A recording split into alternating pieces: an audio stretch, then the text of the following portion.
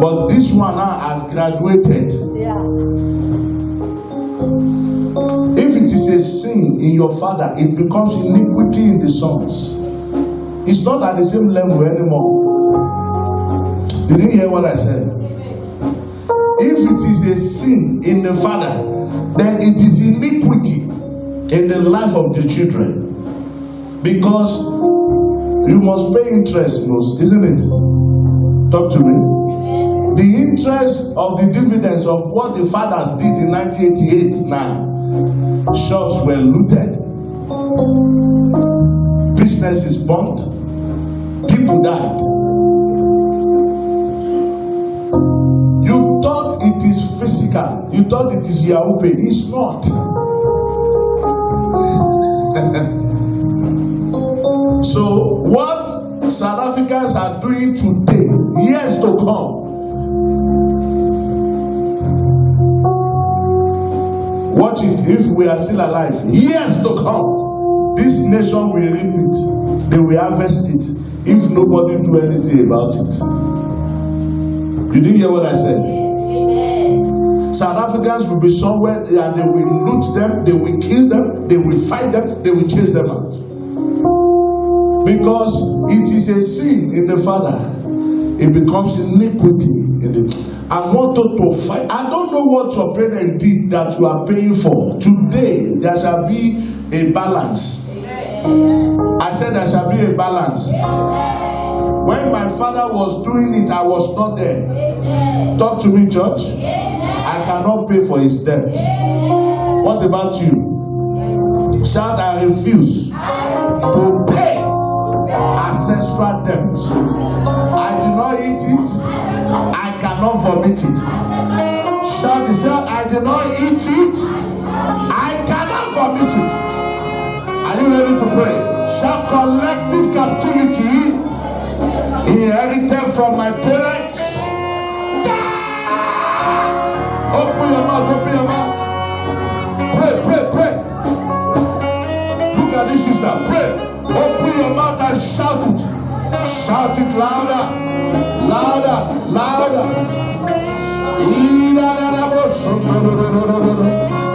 Pray, pray. Look at this brother, pray. Open your mouth and pray.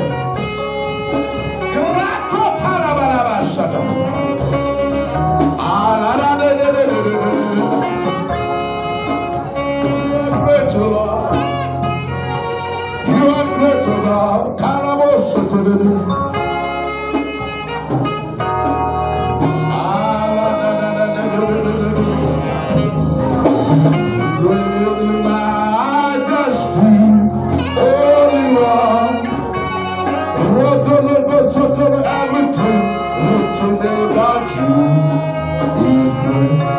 I refuse to pay it. I will not pay it. Open your mouth and pray. Open your mouth and pray.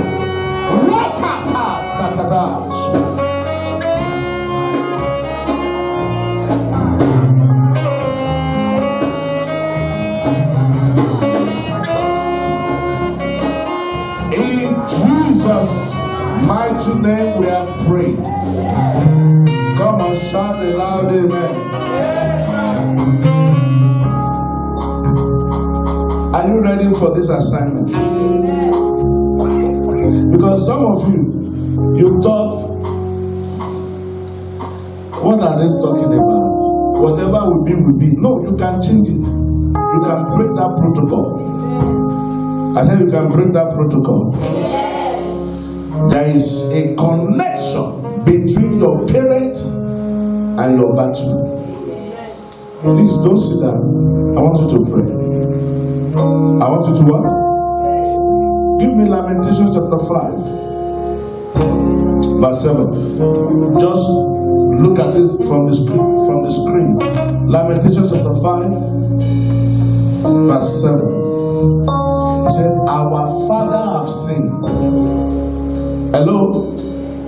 Our what? Our what? How can you have fathers?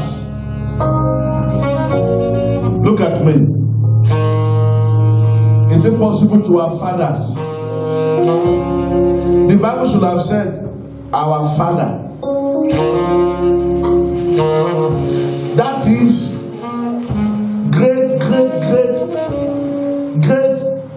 me now.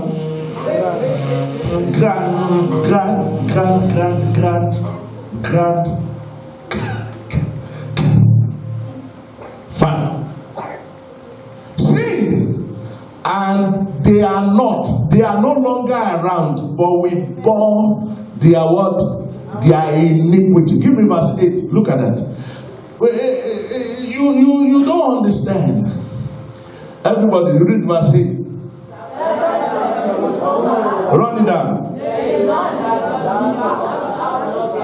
Verse 9.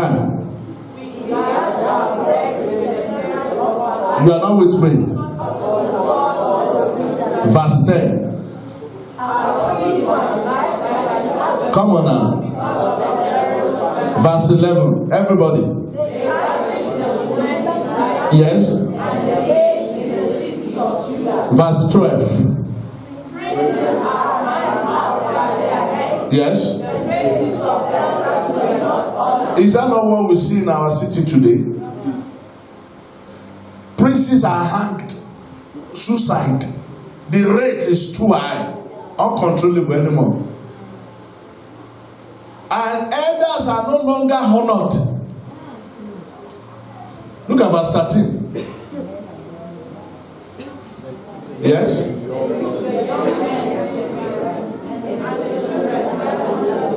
You see the reason for it? Verse 14.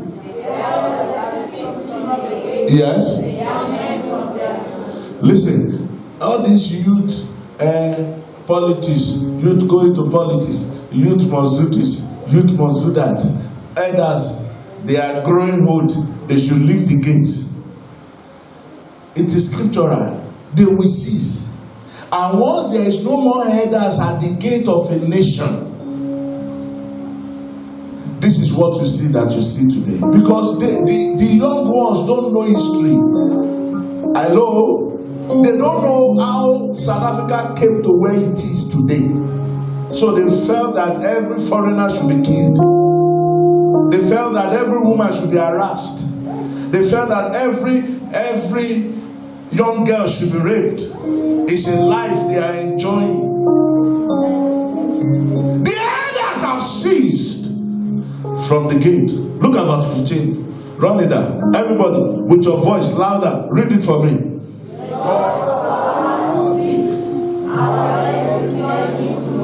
Verse 16.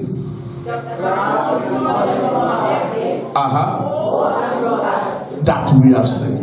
I don't need to preach this. You can get it. It's so direct and clear. Verse 17. Everybody. Yes. Verse 19. 18.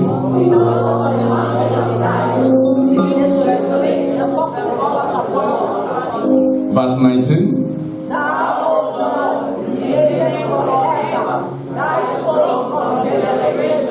20.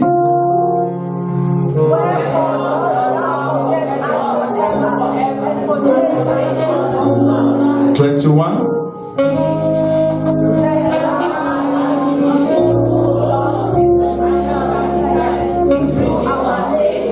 Everybody, verse 22.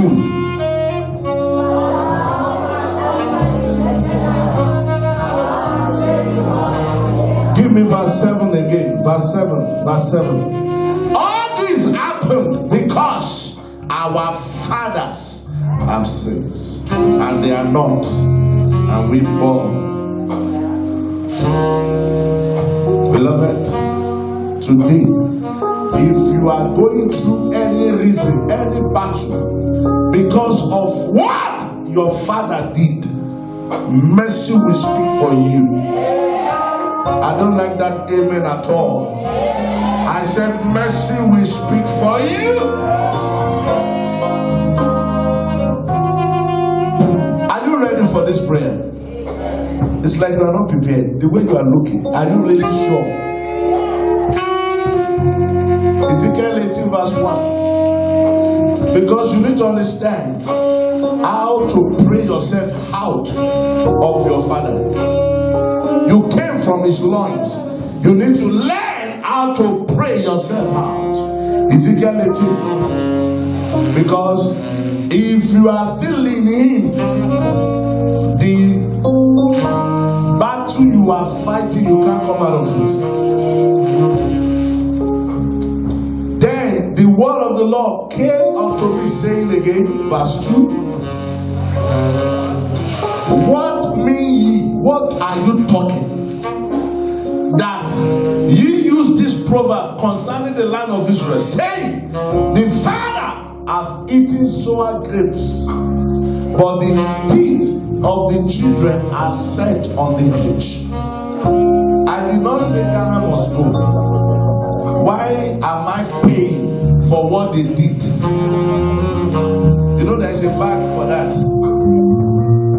There is a bag. Till tomorrow, that bag is still selling. Ghana must go. Nobody was hit. Nobody was fought. Nobody was. It was just a general conclusion that they have invaded everywhere. Let them go back. It was a sin. Now it became iniquity in the life of the children. Look up.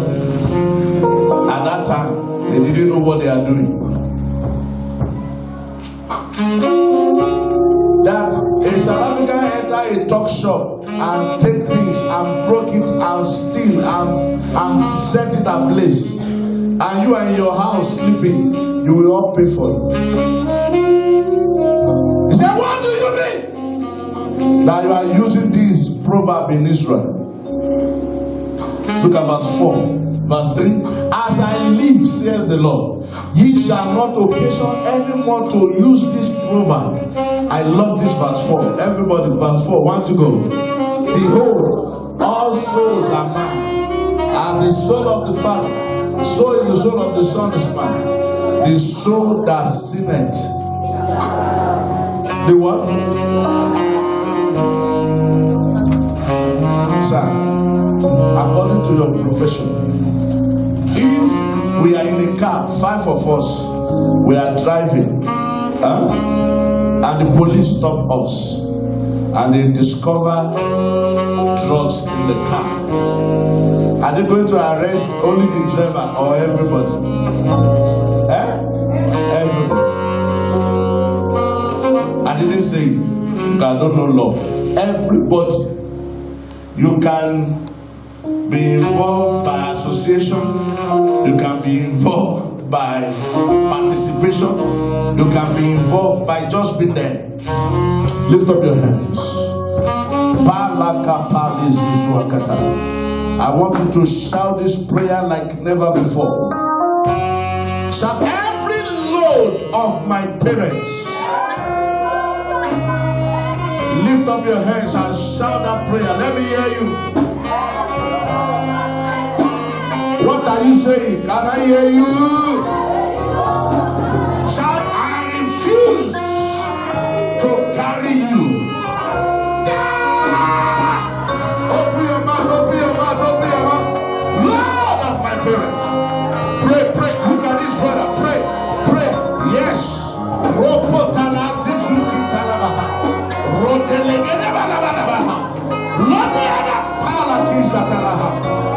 Lord of my parents. Oh yes. Pray, pray, pray. I refuse to carry you.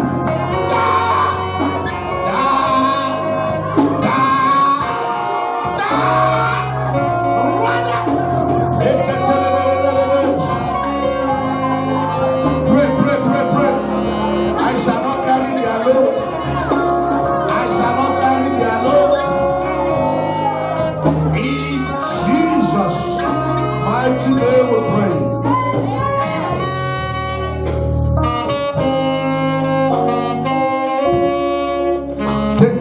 As you are praying this prayer, you will take 6 steps forward. How many steps? Man was born on the 6th day. So your number 6 is the number of man. Look at this. Every grave you see is 6 feet, isn't it? Talk to me. Man was born on the 6th day. I want you to shout it. You will shout it by the 6th step you take. Are you ready? Are you ready? I didn't say you should run. Take 6 steps. Say, I refuse to pay the bill of my parents. I refuse to pay the debt of my predecessor. I am not owing them.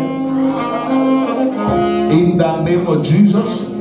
Say, I refuse to pay the debt my ancestors are owing. By the power in the blood of Jesus. After 6 steps, you speak. Say, I refuse to pay the debt my ancestors are owing. By the power in the blood of Jesus. You stop and pray. Stop and pray. Pray. I refuse to pay. I refuse to pay. I refuse to pay. By the power, by the power, by the power, by the power, by the power.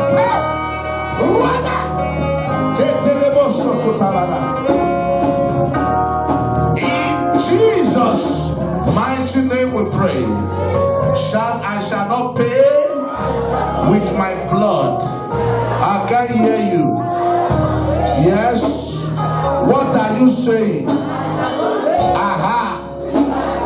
I shall not pay with my hand. I shall not pay the debt of my ancestors with my hand. I shall not pay with my destiny. I shall not pay with my future. I shall not pay with my children. I shall not pay with my glory the debt of my ancestors. I do not owe it. I will not pay it. In the name of Jesus. I do not owe it.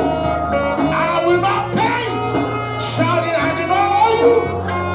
I will not pay what I do not owe. In the name of Jesus. Thank you, Father. Thank you, Father.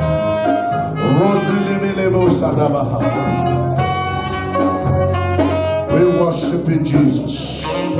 Lift up your right hand and say, I refuse to pay. I refuse to forfeit what I do not eat. I refuse to suffer the consequence, the punishment, the judgment upon my parents.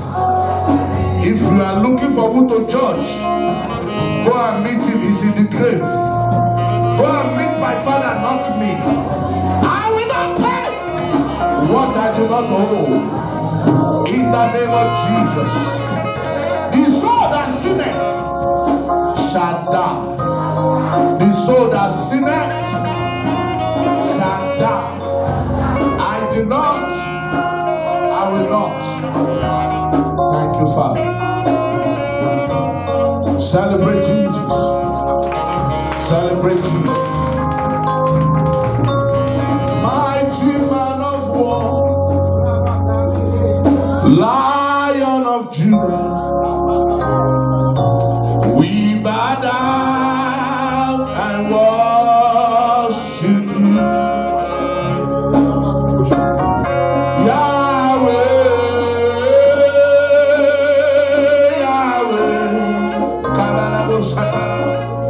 Come and do what only you can do. Somebody lift up your voice. Mighty man of war, Lion of Judah,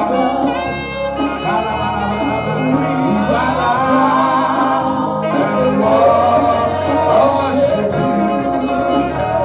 Yahweh, Yahweh, Yahweh.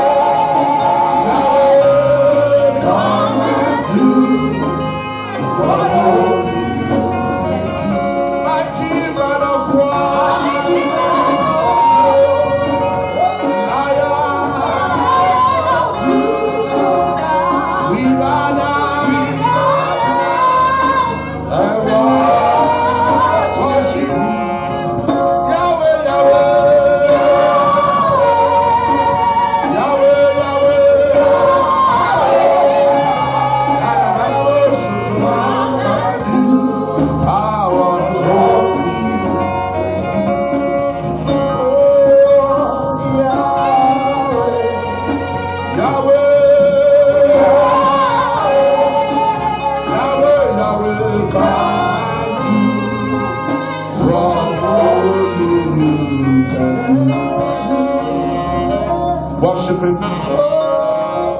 Yahweh, Yahweh, come and do what only you can do. Lift up your hands. Yahweh,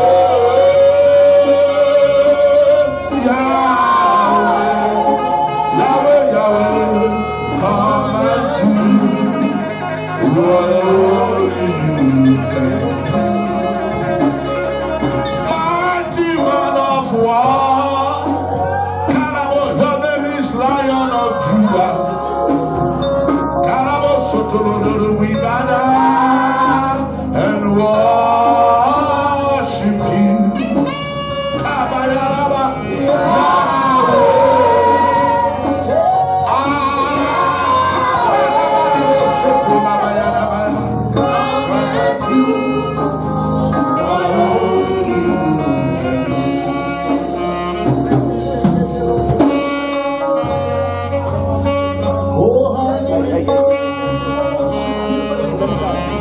we worship you, Jesus.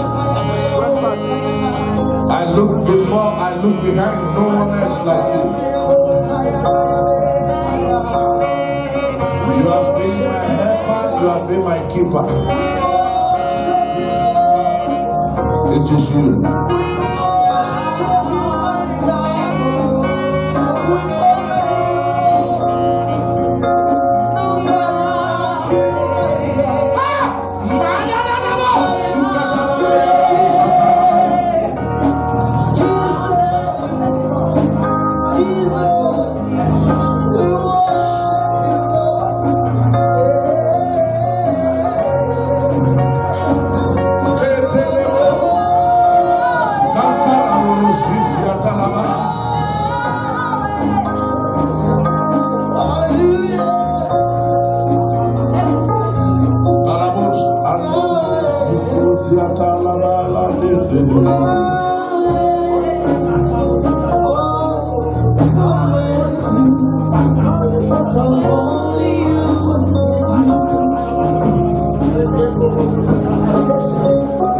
Father, we worship you this morning.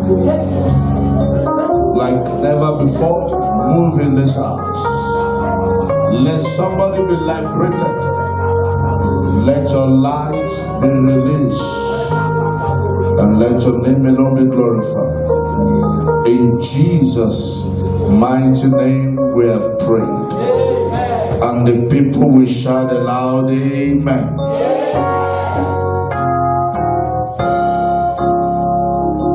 Please be seated. Our God is a good God.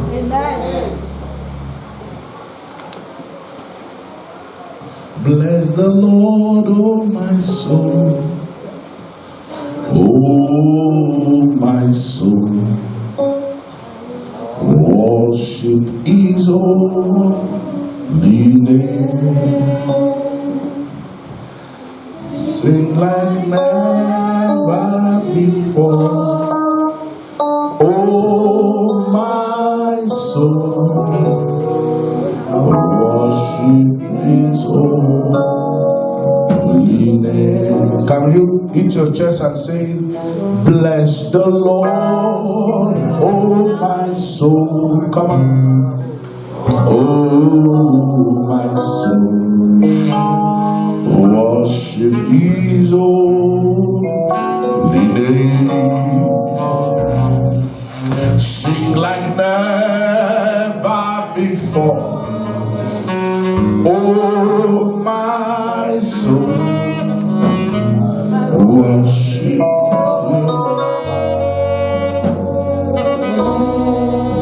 know, listen, many want to know the secret you are hearing today. They are not they are not opportunity. Hello? Many are not, they are not privileged to hear what you are hearing. They are lost, they are confused. They know things are not working, but why is it not working? That is why you need to celebrate this. You need to thank God. Because if God reveals it, it means He will do it for you. Sing like never before. Oh, my soul, worship His holy name. Everybody sing loud. Bless the Lord, my soul. Oh, my soul, I worship His holy name. Sing like never before. Oh, my soul, I worship His holy name. For the last time, sing, Lord, bless the Lord, oh my soul. Oh, take up your Bible, 2 Samuel chapter 12. Take up your Bible, 2 Samuel 12 verse 9. Sing like never before. Oh my soul, worship His holy name.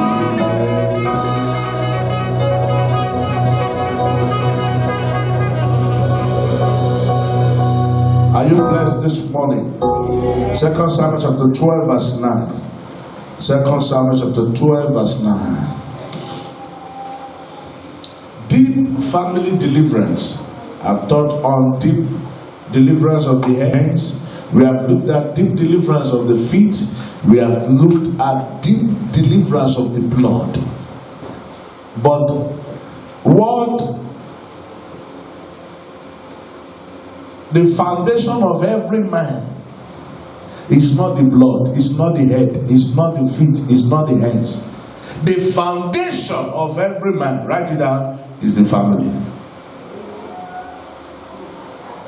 Your success in the school of deliverance of your family is what brings you into God's fulfillment for your life. You are not with me? If you fail to obtain deliverance from the lineage you came from, run from here to China, you are still wasting your time. Are you getting it? Amen. Look at me. Don't be hopeless. There's hope for you. Amen. I once looked for rope. I once what? Hope. Because I lost hope. So when I found mercy, I found hope. Amen. So I dropped the rope. Hello. Amen. Ah! Today marks the beginning of greater things in your life. Whatever injury you have suffered, whatever pain you have gone through, some of you have scars in your body. You don't forget those pains, isn't it? When you fell into gutter. My father has never stopped me from touching the fire. It's only my mother. You know what I'm talking about. Hello? Some of our fathers are not there. My father has never stopped me from touching the fire. My mother will say, no, don't. My father will say, leave him, let him learn. By the time he touches the fire today and it burns him, tomorrow you won't need to remind him.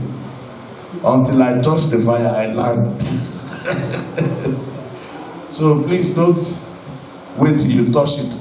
Listen to somebody who have touched it. Learn from me.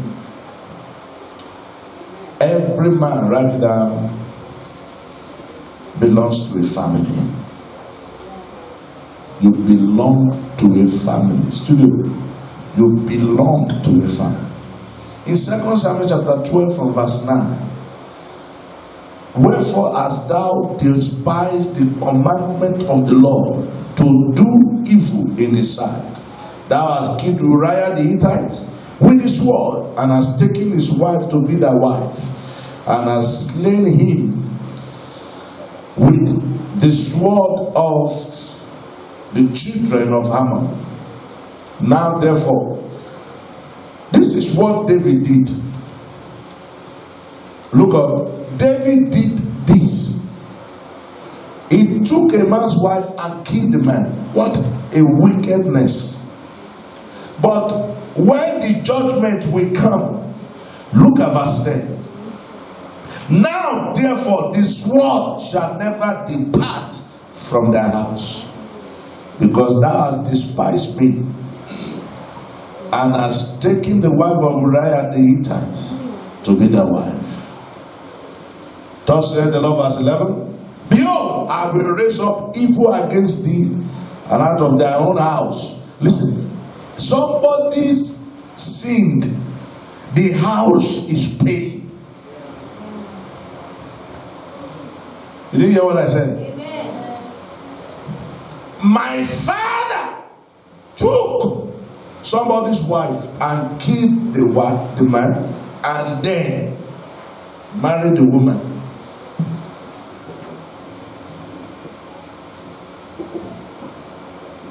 In this story, for some of us who do not really understand, can you walk on this? Try to sort it out. Amen. David did not go to war that day, so he slept in the house, and then just by way of coming out to check what is going on, he saw a woman right there, bathing naked. Why is it that when David was coming out, that is when the woman took bucket and go outside?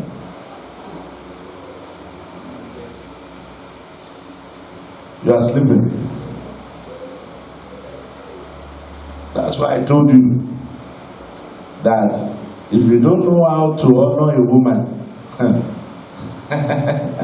you are a dead man waiting to be buried. Women, I salute you.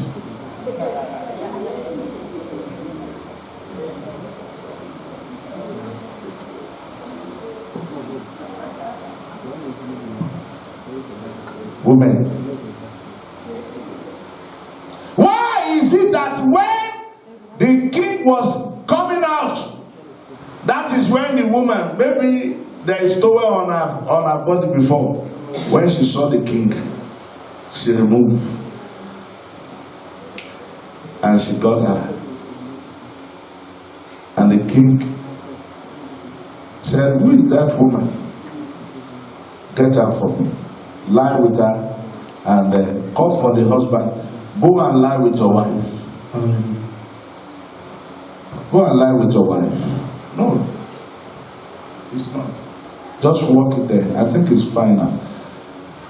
Lie with her, and the man refused to go to the house. Slept by the passage of the king. In the morning, they came and told David and said he didn't go. So David made her to drink wine, so he did not go. How can the habits of God be in the field and I'm sleeping with my wife? That's a man. So king wrote a letter and said, give to Joab when you get to the battle. And he wrote in that letter, Joab, put him in the hottest part of the battle and withdraw helps from him. That was when he died. So the prophet, God spoke to the prophet, to David, to go and speak to him. That this is what you did. Nobody sees you when you were writing, but I saw you. This word shall not depart from thy house, because you took Uriah and killed his wife, and killed him. You took his wife and killed him. Listen to this. What we are looking at this morning is very deep. When the punishment of what your father did happens, it landed on the children. True of us? Talk to me, church. It was spread to the house. So David organized battle for the children unborn. Even till today, they are still fighting. Israel is never enjoying peace from that day till tomorrow. Are you aware? Go to Gaza, you know. It is battle upon battle. I pray for you. Whatever you are suffering as a result of what your parents did, today mercy will cancel it. Hit your head, shout unworthy judgment hanging over my head. Say, look at what I'm doing. Say, on every judgment hanging over my head, clear away now. And you get what I'm talking about?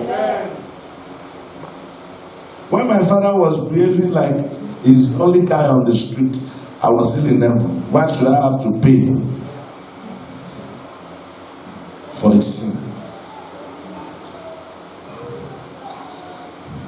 So listen carefully. If you have never listened to me before, listen carefully today and pay full attention. Not going up and down.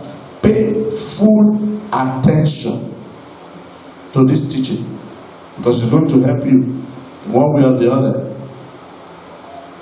You came from a family, even if you cannot choose that family, isn't it? I believe some of you will not have choose your father as your father. If God has given you opportunity, true of us, I can't hear you. In fact, if God has given me the opportunity, I wouldn't have chosen my father.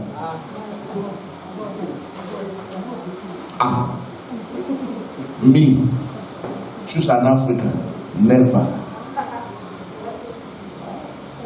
I will look for, even if it's going to be a black man, it must be a rich man. Rich hope. Some of you will not have chosen your mother as your mother. Let's balance it. One man came to the house one day, look at me. He said, you know what? You're going to back out of this house. I'm tired of this marriage. Come on, back alone and get out of this place. I don't want to see your face. You look so ugly. You look so, I'm tired of it. Get out of my house. I don't want this marriage anymore. As he was talking, God so good, the father of the woman called. She was packing, she put the phone on speaker. And then the father said, listen to me.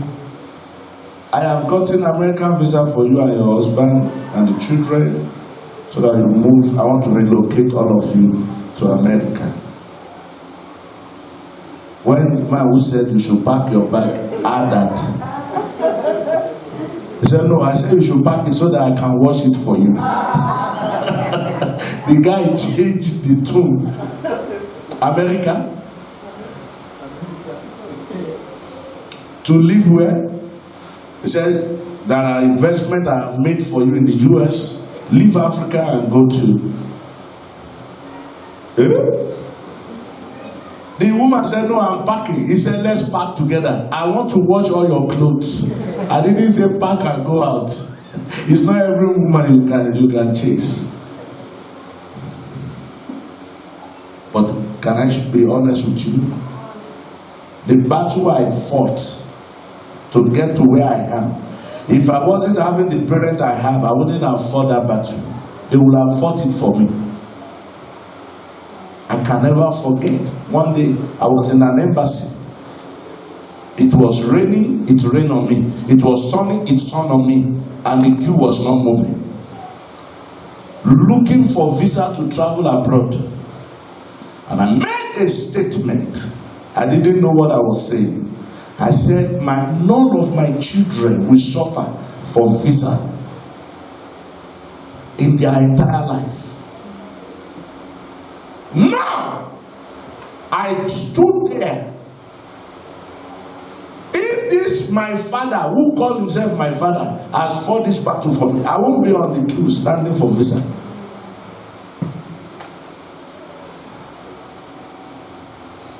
know that God honored that covenant? He honors it. There is nowhere they want to go in the world now. It's a choice. Nowhere in the world. If they say that we are going, it's a choice. As long as I approve it, they are on the plane. It's a choice. Never to lobby for it.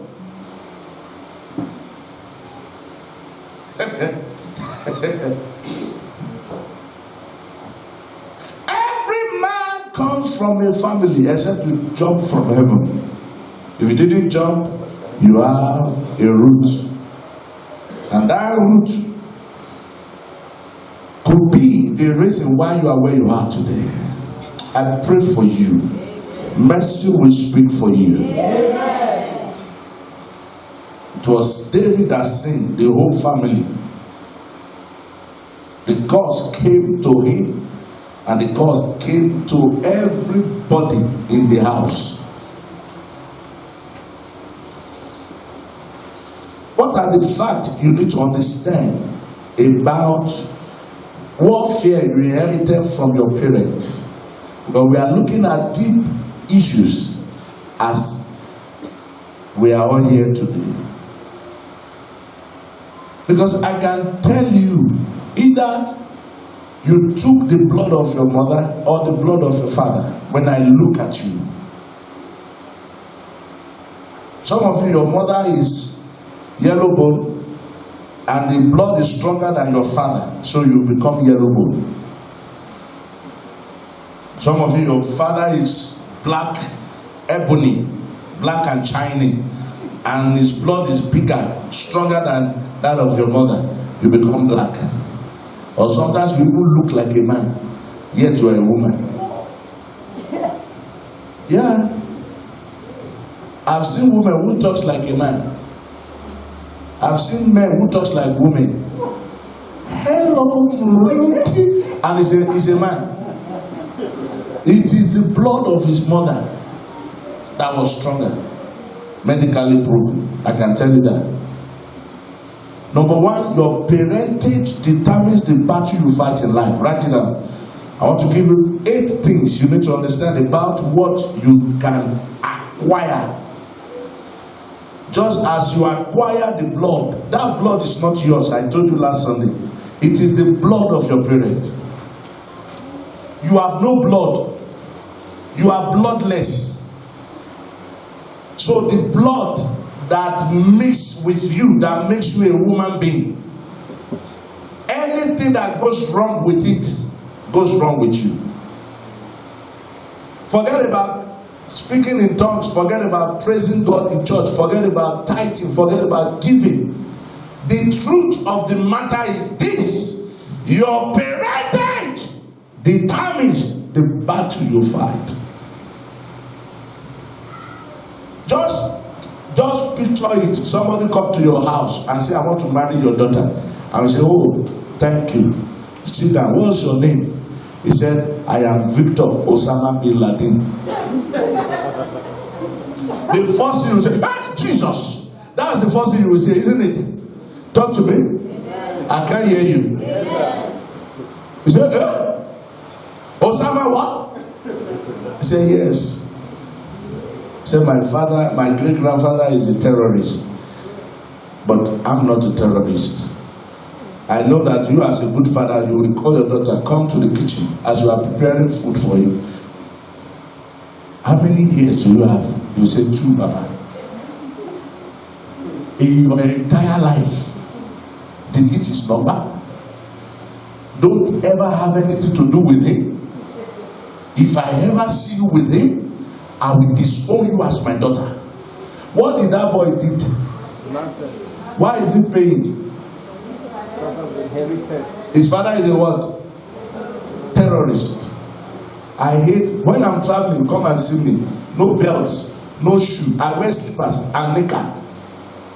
Because remove your belt, remove your boxer, remove this, remove that. I will just go light. If not possible, I don't even want to wear any slippers. Because You remove shoes, you put it. What? Because of one man. All of us. You're supposed to pass a airport just for 10 minutes. You are using 2 hours screening you because of one man. That man now became the father to your father-in-law or what? So on your wedding day, we say, let's welcome the bride as it comes. And Osama bin Laden, hold your... The man did nothing but the fathers. The fathers. Look at this.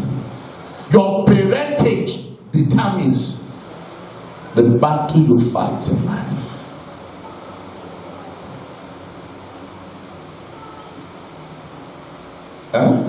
One of my sons asked me, Daddy, please help me. I want to go to America.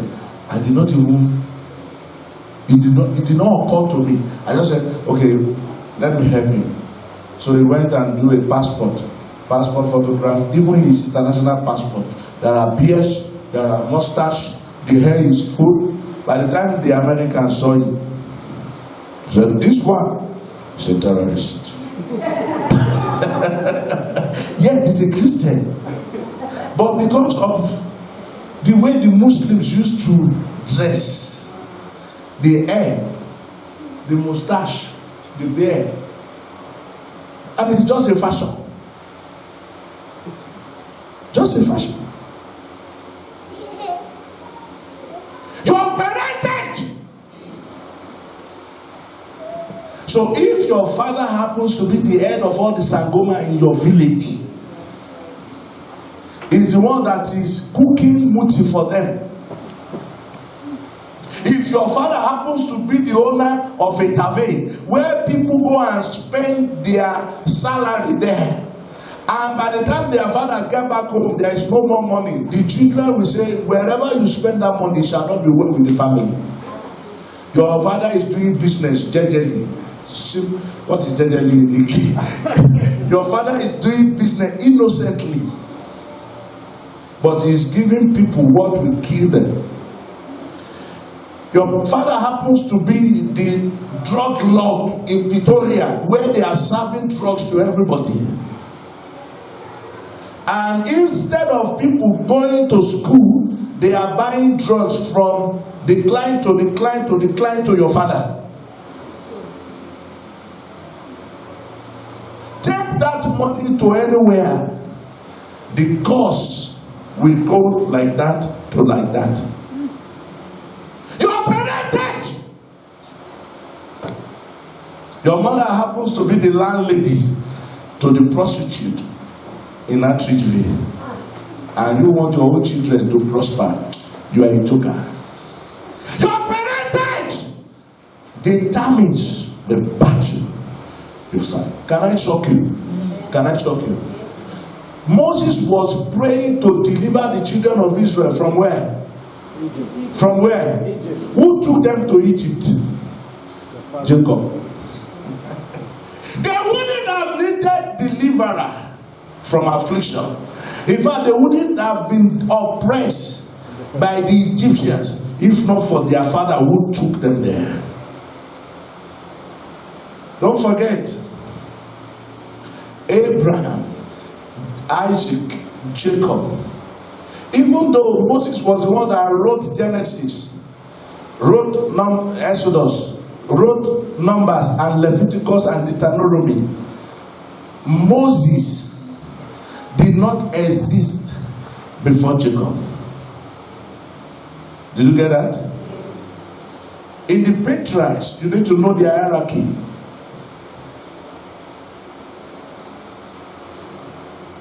Are you getting what I'm talking about?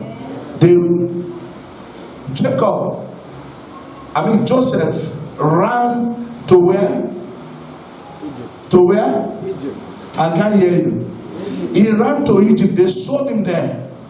And when he got there, he called for his father and his brothers to stay with him.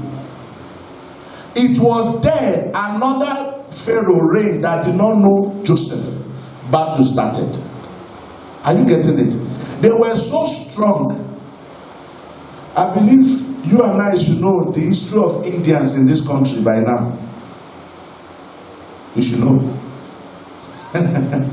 Because when we are teaching this is history, we have to go deep.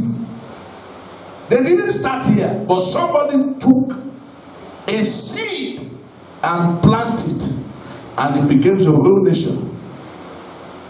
So in the parliament today, Indians are seated. They are seated. Go to America, they are there, seated in the parliament. Are they Africans? No. But they have a say.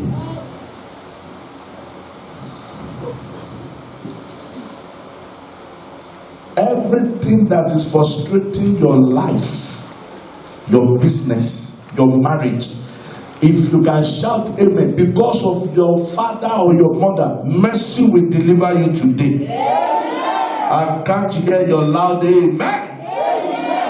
The moment you discover a trend in your family line, the life of your children is a fruit from the roots, from the family tree.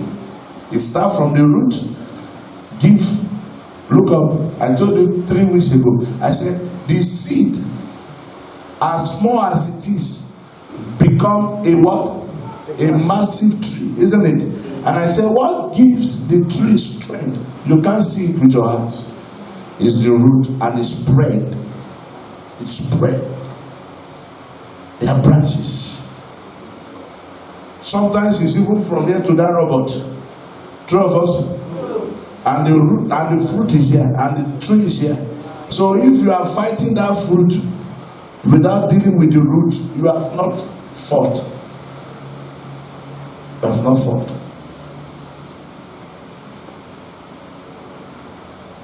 Drugs in this country didn't fly. You need to get to the root. It's not about nationality. You need to get to the root. And once you get to the root, even people I'm on TV will be affected. Because to get to the root of it, it means that my mother used to say that when you throw stone into the market, what a chance. When you throw what? Okay, she help me. When you throw stone into the market, you don't know your uncle is in that market. It will hit him on the head, bah! Because you are. It's a market. It's a market. Are you getting what I'm saying? Once you look at your family and you see poverty, you see lack of marriage, you see sickness, that means that something is in the root that needs to be uprooted. It is not the fruit. That fruit is poverty, but the root, you need to dig it. You need to dig it. One little boy, 2 weeks old. Say with me, 2 weeks old. Say it like you mean it. I can't hear you, everybody. 2 weeks. Was crying, and they try everything. 2 weeks, less than 10 days. He will cry in the morning, in the afternoon, in the night, in the midnight. The mother did everything possible to pet him. From the day when they gave birth to him, one of their uncle came to the house and said, why is he crying like this? He said, we don't know. We have done everything possible. He said, okay. Are you not the mother of this child? He said, yes. Can't you see? He said, okay. Please go get me savannah. And they put the savannah inside a little spoon. And they gave the boy. And the boy, to the amazement of everybody, licked the savannah and started smiling. So the woman said, how come? We gave breast milk, he didn't take. We gave water, he didn't take. We gave formula, he did not take formula. The uncle said, are you not the mother? He said, yes. When you were pregnant with this baby, day and night, were you not drinking? He said, it is the drink, the alcohol the child has tasted while he's in your womb is used to. 2 weeks! Drunkard. A battle of drunkenness came to bear because of her mother. Listen to me. If your mother is a witch when you are in his womb, you are also a witch. Anywhere your mother traveled to while you are in her womb, you go there together. Because you are in her womb. Any evil your mother committed, any wickedness of the wicked in practice, you did it together. Can I shock you? Whatever your father passed on to that woman that makes you a child, and offsprings, and offsprings, you are also springing from that stream. If you're a product of rape, you need to understand how to break some covenant over your life. If your father did not marry your mother, you need to learn how to break some covenant over your life. If you are raised by one single parent, you need to learn, because it is very, very, very obvious you are also going to raise your children alone. Because you were raised alone. I didn't ask you to come, you came. So don't look at me like that. It is very possible that the battle you are fighting, it is because of your parentage. Not necessarily you. You are a very sharp. You are very good. In fact, your destiny it takes pass with excellence. Unfortunately, the channel through which you came. Number 2, write it down, don't forget. It is possible to suffer the consequences of the sin of your parents. Write it down, don't forget. You can suffer the consequence. It is possible for the parental cup of iniquity to be shared by the children. The parental cup of iniquity being shared by the children. Don't forget number 1. Then your parenting determines the battle you fight. You can suffer the iniquity. So once a punishment has been declared over your father,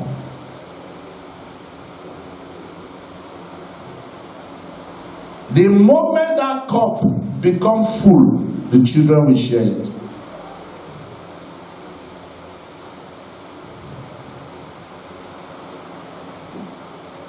Hello? Maybe let me give you 1 or 2 examples. Take for instance, in a village, look at me. Look at me. You are not looking. Look at me. In a village, there are rules, and we have a king. Something happened one day. This is a true life story. Because the king have already given an instruction. If you steal in this community, you'll be killed or place a curse. So some people went to the farm and they saw a man flogging yam from another man's farm. And they caught him red-handed and they lied. He said, no, I didn't steal. And they took him to the village head. And the man said, but I gave a warning that anyone that stole, I'll kill him. Why will you go? He said, no, sir, I did not steal. If I ever steal, let it not be well with me and my children. And the villager said, you said that? He said, okay. You can go. Years later, the children were paying for it. The children were paying for it. Matthew 27, let's look at that. Matthew 27, quickly. Rudely and busy Zuziata and the Lord was a theater. Verse 24. When Pilate said, my hands are off from this innocent man. Look at what the people said. Let his sins be on us. When Pilate saw that they could not prevail nothing, but that rather a tumult was made, he took water and washed his hand before the multitude, saying, I am innocent of the blood of this just man. See to it. Listen, that's what I want you to do today. You need to wash your hands off the blood of your father's house. And I will tell you how to do it. It takes a sacrifice. It takes a process. You watch yourself out. You come out of that lineage even though you are still there. Spiritually, you disconnect yourself. Look at verse 25. Everybody. Then answered all the people and said, what? Read it, let me hear you. Why can't they stop with themselves? Matthew chapter 9 verse 2. Let me show you something. The disciples of Jesus came to him and asked him a question. When they saw that this man was born blind, and behold, they brought to him a man sick of the palsy lying on the bed, and Jesus seeing their face said, the sick of the palsy, be of good cheer. Is it Matthew or Luke chapter 9? Give me Luke. John chapter 9, sorry. Let's look at John. Quickly. John chapter 9, verse 2.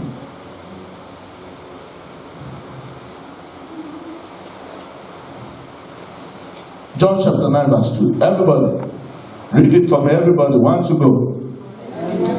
Everybody, not one person. One to go. Everybody. Yes.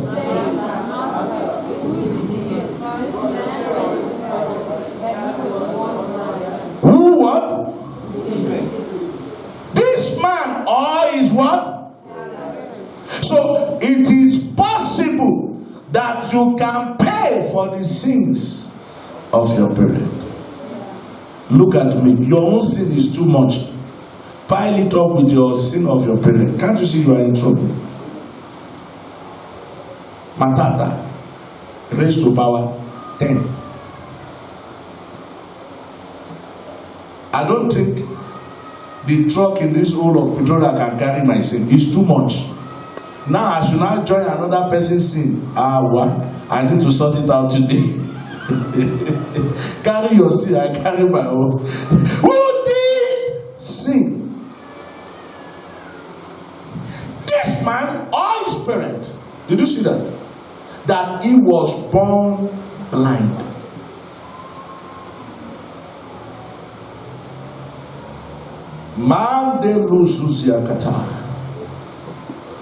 Look at this. Write this down. It is possible that your ancestor can write a promissory note on your behalf. They wrote it on their descendant. So the root you came from can give you a cup of iniquity to drink. Write it down, don't forget. The root you came from can give you a cup of iniquity. You were not born again when you were born into that family. You were not born innocent when you were born into that family. You were just a normal person with a destiny. But when you landed, it became a problem. So, just like they bought you Christmas clothes then, you remember? I asked my father before he died, I said, Papa, why is it that these days Christmas doesn't excite me? Many years ago, it doesn't excite me. Before I got married, I don't feel happy about Christmas anymore. You know what my father said? He laughed. He said, it's because it's no longer my money, it's not your money. You no longer spend my money. It's not your money you are spending. Just like you buy Christmas clothes for the children, you can buy iniquity for them. You can. Who sin? The father or this man? Let his blood be on us. They will have stopped there. Why did they say even on our children? When Elisha placed a curse upon Naaman, he said, let the leprosy of Naaman upon Gehazi, let the leprosy of Naaman come to you and to your children. To your children.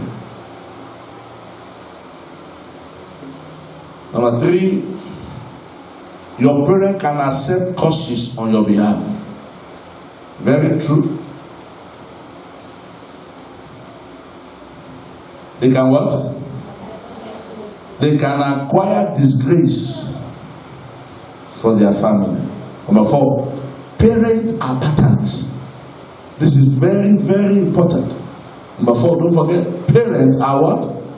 In fact, there is another word for parent is paternal, maternal. Paternal, maternal. That is the person you are to produce after.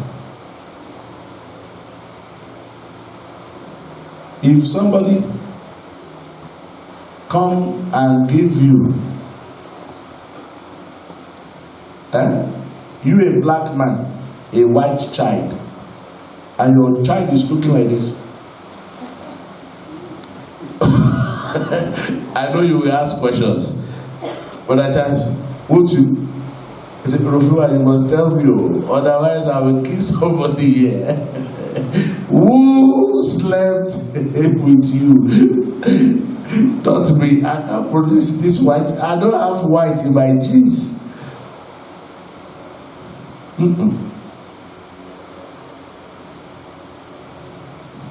Anytime you go for a test, look up. When you go for a what? A test, either diabetes or arthritis or sugar, the doctor will ask you, is there anyone in your family? I said, no, my father also he has sugar. I said, okay, we can help you to manage yours. It's incurable as long as it's in the lineage. If you are feeling a maternity form, they will ask you, is there by any chance anyone in your family has twins? In case there is a surprise. We can see one, but just put it there. My mother happens to be a twin, and out of our siblings, about 2 or 3 of them have twins. Twins. If you come to our father's house like this, twin everywhere. Why? Because their grandmom is a twin. At least we have about 4 twins in our siblings. So you need to understand what it takes. You need to understand.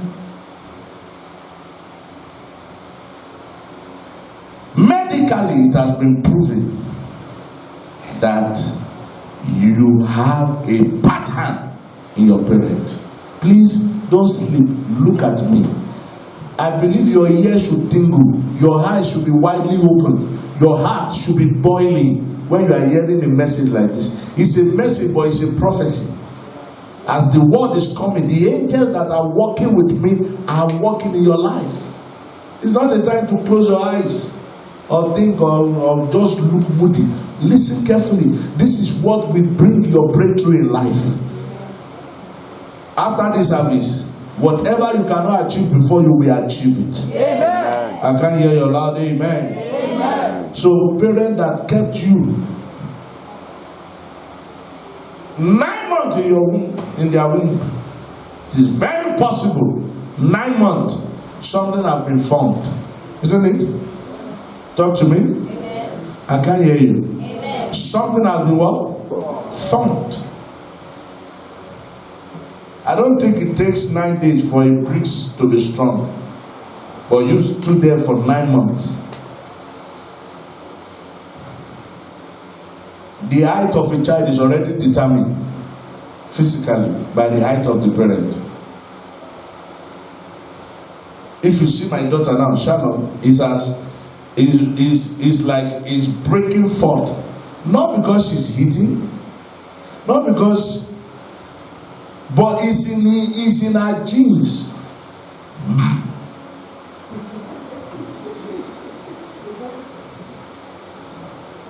Are you getting it? So by the time she's 25 already, you can tell. Why? It's in her genes.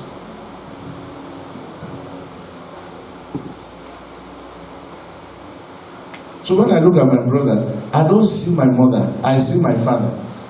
My father is tiny, a bit tiny.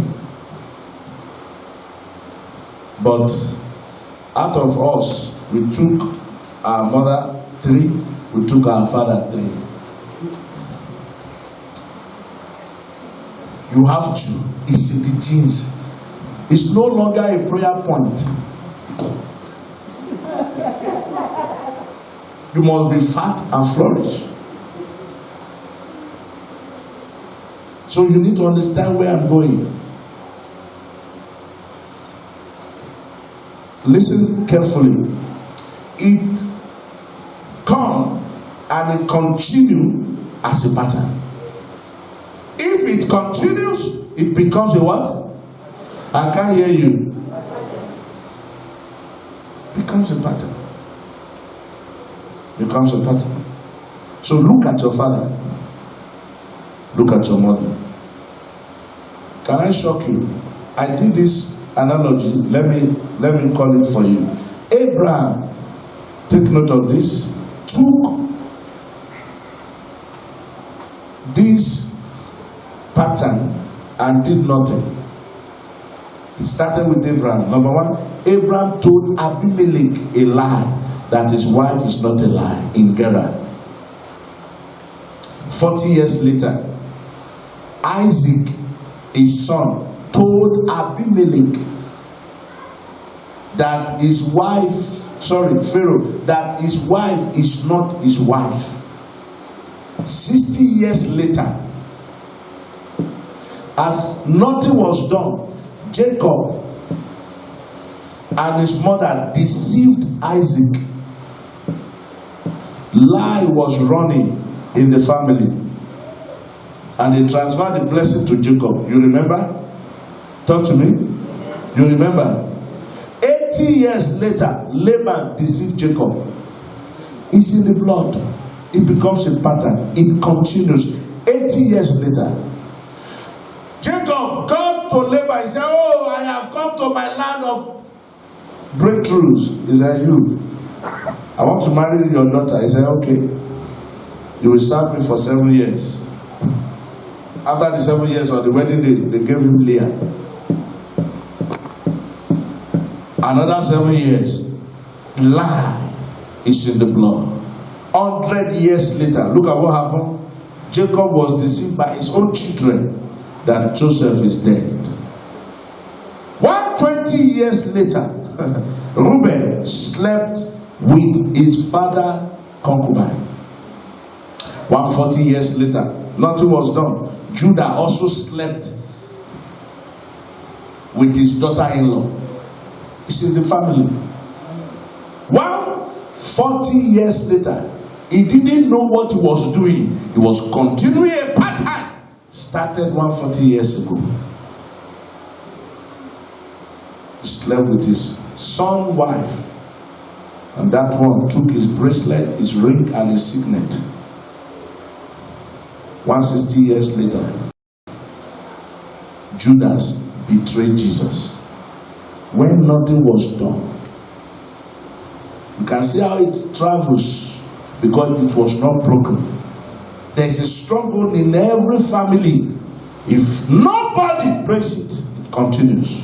Your parentage determines the kind of battle you fight. Amen. Can I shock you? Abraham slept with his maid. Nothing was done. Isaac escaped it. Jacob inherited the 2 maids of his 2 wives. Abraham lied, his children lied. It's in the pattern. In their family, no firstborn. Say with me, firstborn. I can't hear you. Every firstborn cannot inherit his portion. Who is the firstborn of Abraham? Who is the firstborn of Abraham? Bible student? Ishmael. Ishmael was sent out of the house with his mother. Nothing was done. Esau also became the firstborn. And you know what happened? Jacob took. Ephraim and Manasseh, you know what happened?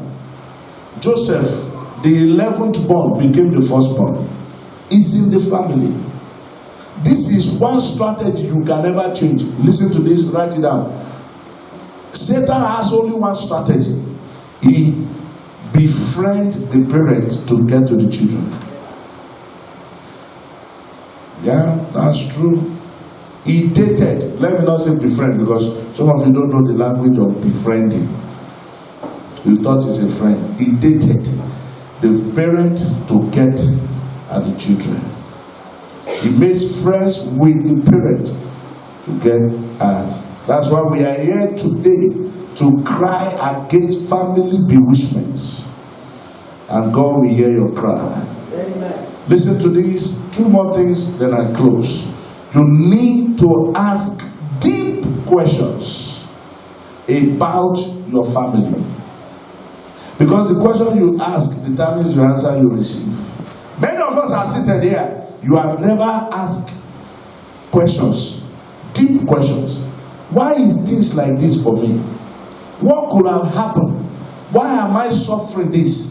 Why is this sickness not going? Why is this affliction refusing? Why am I not getting ahead? Other mates, people we started life together, they have gone far. They have gone far. I can't even see their brake light. Why am I still where I am? You need to ask yourself deep questions. Because the question you ask, brother, determines the answer you receive. Deep questions. Say with me, deep questions. Is the result for deep deliverance. When you ask deep questions, you are on your way to deep deliverance. That's why you must ensure, look out, ensure that you have the ears of your parent. The ears of your parent. If you cannot, then you have to solely depend on the Holy Spirit on this. Because your parents know what you don't know. They know when you were growing up. They know where they took you. They know what they did about you. You didn't know anything. And if you must come out of these foundational battles, you need to understand who was the first person that slept with your mother. Who impregnated your father, your mother. Who is your father? Your mother knows your father. You don't know your father. You don't. I said to my mother, I will kill you if you don't tell me who is my father. I told her. I said, you better tell me, because there are things happening in my life I don't know. My mother said, my hands are clean. Go anywhere, you won't find me there. I said, better be. Better be. I'm telling you my own life so that you don't say, maybe pastor is fooling us. When I discovered the root in my father's house, I went to my father's house for 30 days. No food, no water. For 30 days. I would rather die here than not to see to the end of this family. Today, the rest is history. I went there. I've never been there in my life. I went there.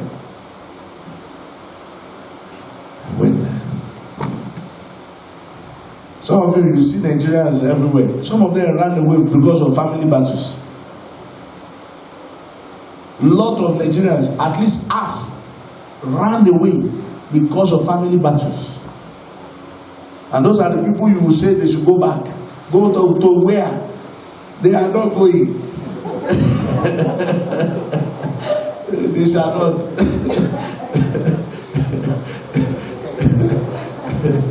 Family battles. Family battles. We will manage it together. Forget about us going. We manage it together. When battle also hits you in the buttocks, you will see, you will stand up and run for your life. From where I came from, if they walk up to you and tell you, forget it. My son here, his wife in Nigeria, they were having an argument, and one woman walked up to that woman and said, if you wake up tomorrow morning, I am not a woman being. And the woman didn't wake up. She died. In the same house where they were living together. A mother of how many? 4. Didn't wake up. And he now ran to South Africa and said, go to where? You must be joking. I didn't come here because I am suffering. I came here to establish myself because of the family battles. That's why God will never forgive anyone that support that kind of a thing. You don't know why people come to your country.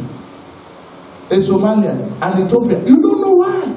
Instead of you to open your hands and in love receive them, you are giving them attitude. One day, your buttocks will catch fire. You too will jump and run. And by the time you get there, they say, go back. You say, to where? Go back.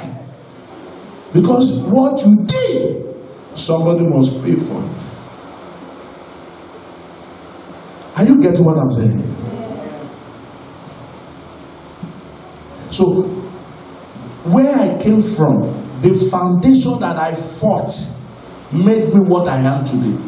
When you see Nigeria praying, not because they want to pray, because they know there are forces. You don't experience them, we have experienced. We have, I don't have time. My life.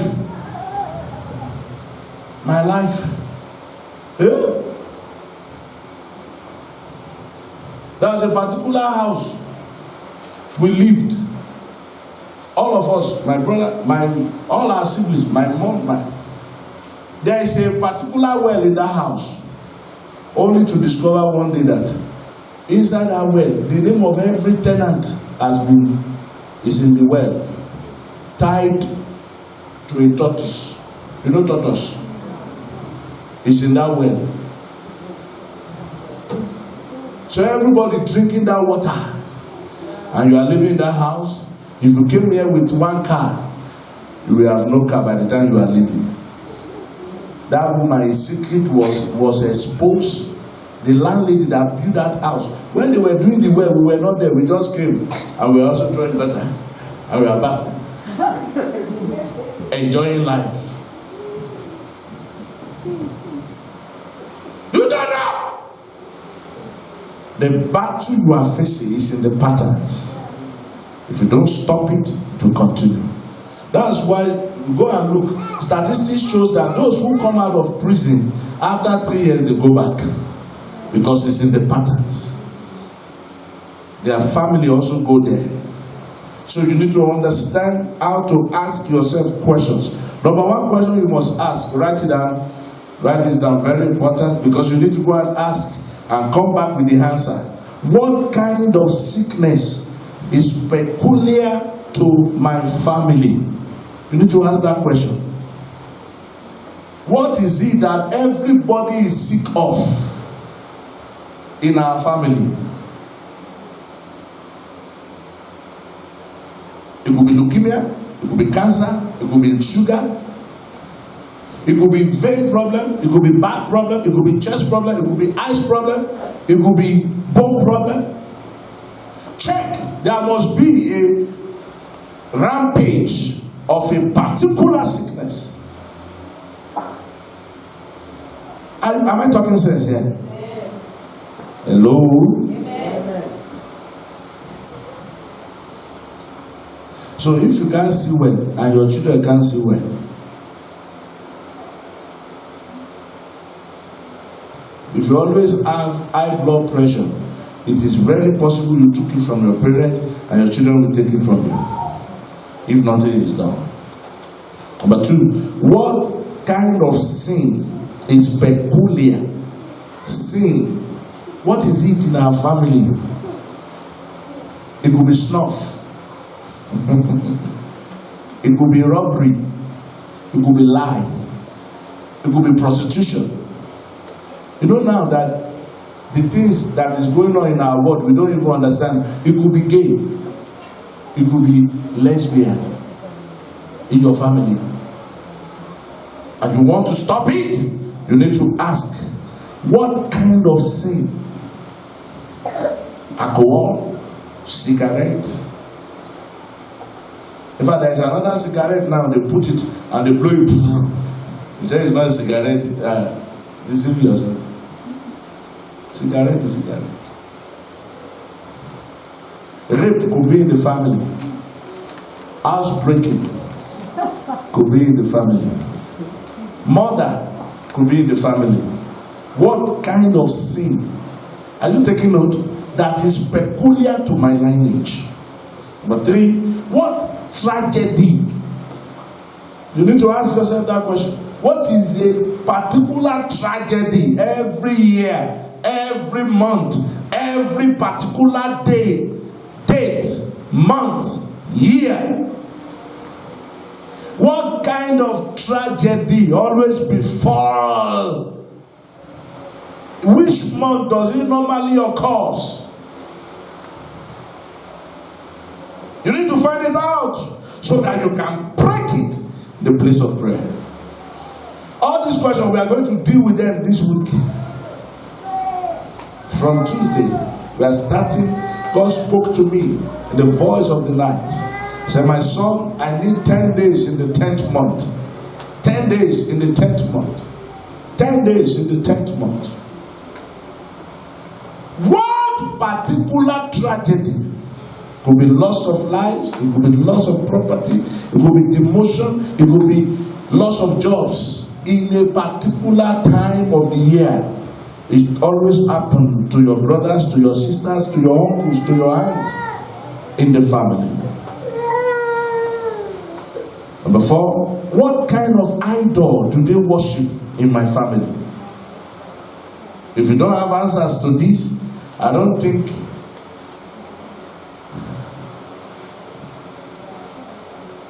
it is your answers to these questions that can help you in your quest for deliverance. Do they worship ancestors?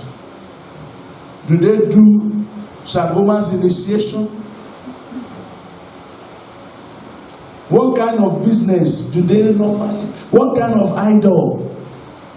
Especially if your parents are involved into burial, funerals. Those guys are not normal. They won't tell you, but I'm telling you, I'm a custodian of mysteries. It's like you want to own a bottle store and you don't have a gun. It's not possible. Did you hear that? 2 things you need to own a bottle store. Number 1, you need a license. Number 2, you need a gun. You can't talk to the dead without having what it takes to speak to the dead. Because some people don't want to be buried and they are in your mortuary. You thought those guys are normal. They are not. Otherwise, the money they make from the mortuary or the funeral, tomorrow it disappears. So they too needed more than what eyes can see in order to be in business. Go and check what I'm saying. So what kind of idol, deity do they bow to? Thank God this is Heritage Month. Every heritage is loyalty to a deity. Every what? Is what? Loyalty. To a what? I can't hear you. Listen to me. If you come to my house now and you say I should borrow you a cycling, if you go to gym, that's what we use to run. If you borrow or I give it to you, the best you can do for me to appreciate that I gave it to you is to use it. Isn't it? Talk to me. If you are not using it, then it means that I'm useless. You don't appreciate what I did. Whatever you inherit is a loyalty to that deity.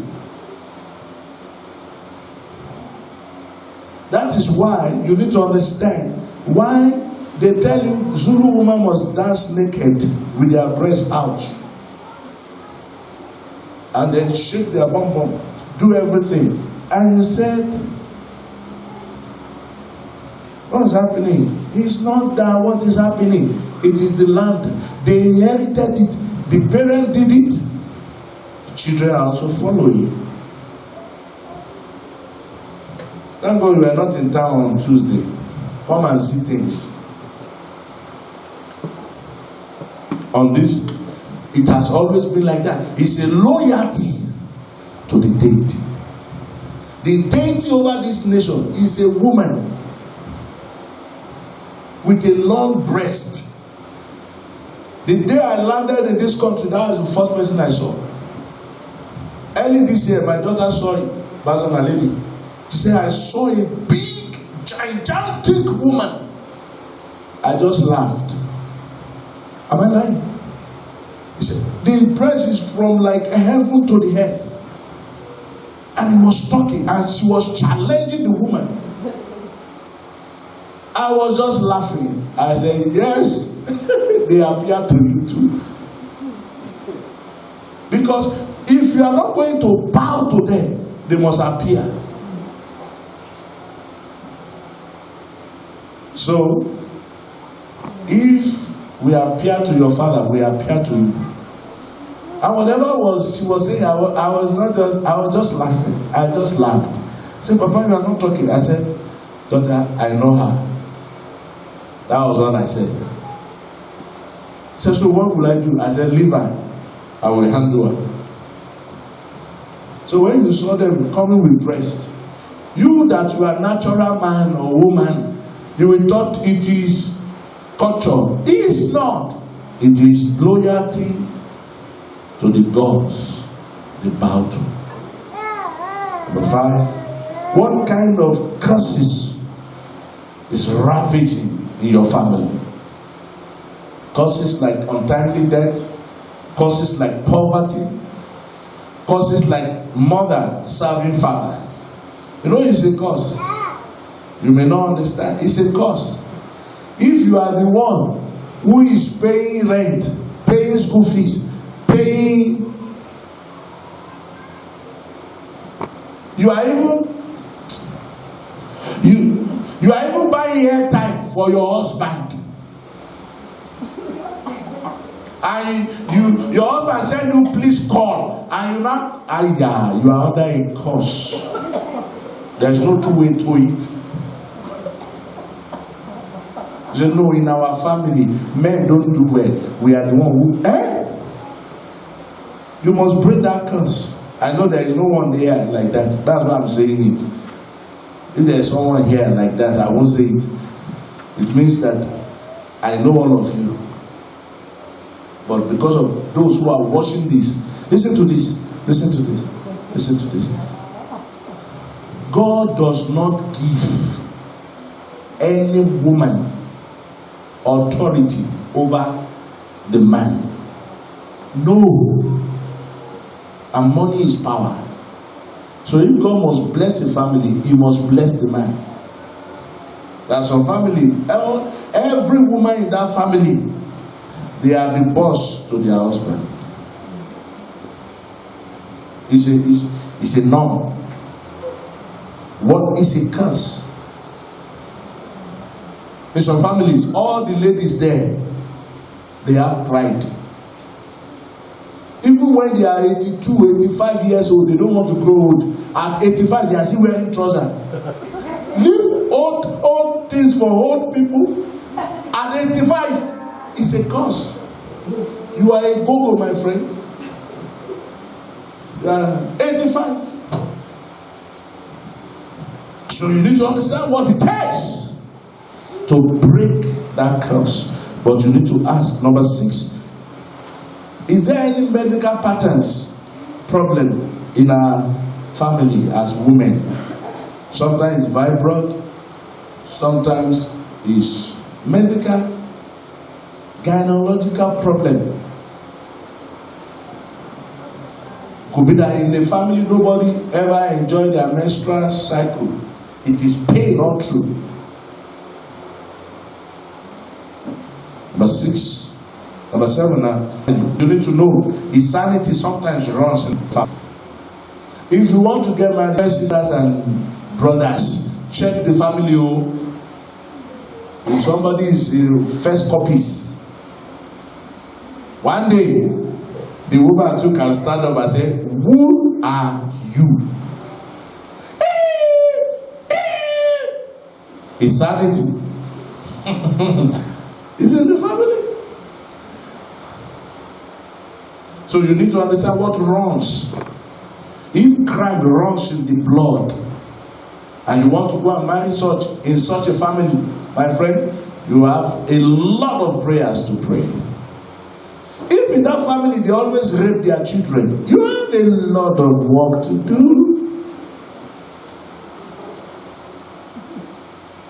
The identity of that family is what runs. If they die untimely, nobody grow old in that family. It runs there. It runs there. It runs.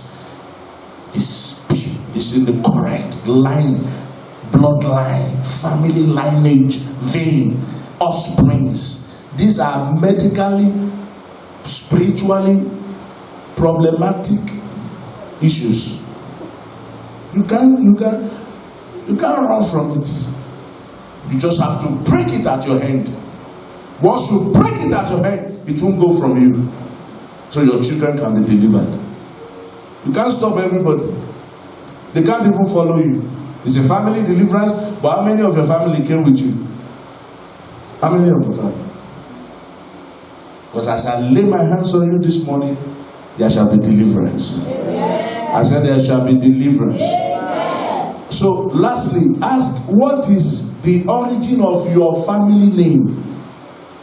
Your surname. Some of you bear your husband's name. Some of you bear another person's surname. What are the incidents, history that happens in that family? Because you must understand, my daughter made this statement 2-3 weeks ago. He said, your marriage does not stand on its own alone. It stands on the marriage of others. True of us. True of us. It does not stand alone. It's a pattern. It follows. Just like you come into the house now, into this place. This is a pattern. You don't say, I cannot sit like that. I want to face that way. Everybody come in and you face where you are facing. Not because you want to face it, but you found it like that. Say with me, patterns. I can't hear you. I can't hear you. Shout it like you mean it. You may not like the way we put this pulpit here. You may say we should put it there or there. But because you found it like that, you accept. That are things you found like that in your father's house, you accept.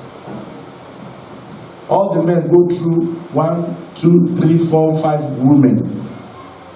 It's in the family. You need to break it. You need to what? Break it. You need to what? Break it. That's why I don't encourage boyfriend and girlfriend while you are still in school. And don't ever propose to a woman when you are not ready. Let's be trusting God. By the time you trusting God, pregnancy came. And he said, I'm not ready. You have a child, and then that child will also have a child, and then that child will also have a child, and then it continues. It continues. You must ask yourself, why did my father not achieve what he wants to achieve in life? Because can you imagine now, my father died and he left $10 million, American dollars, not Zimbabwe dollars, American dollars in the account for me, only me. I will blow. As I'm preaching now, it will be live on SABC. You can imagine if South Africa can hear this message. We will not be this few, because I've got $10 million somewhere. So I can prophesy, I can go deeper, I can do some swagger. But when I know that I don't even have $1 anywhere, I have to preach. I have to preach. I don't have time to waste. Go and check your TV. Most of the pastors there. I tried to listen to one or two. I said, what is he saying? I can't get anything. And they are crowd. But just because they have been seen, they are privileged to be seen. Everybody is there. What I'm sharing with you now, go anywhere. It's a secret you will never hear. On any pulpit. Your offspring, where you came from, has a battle for you.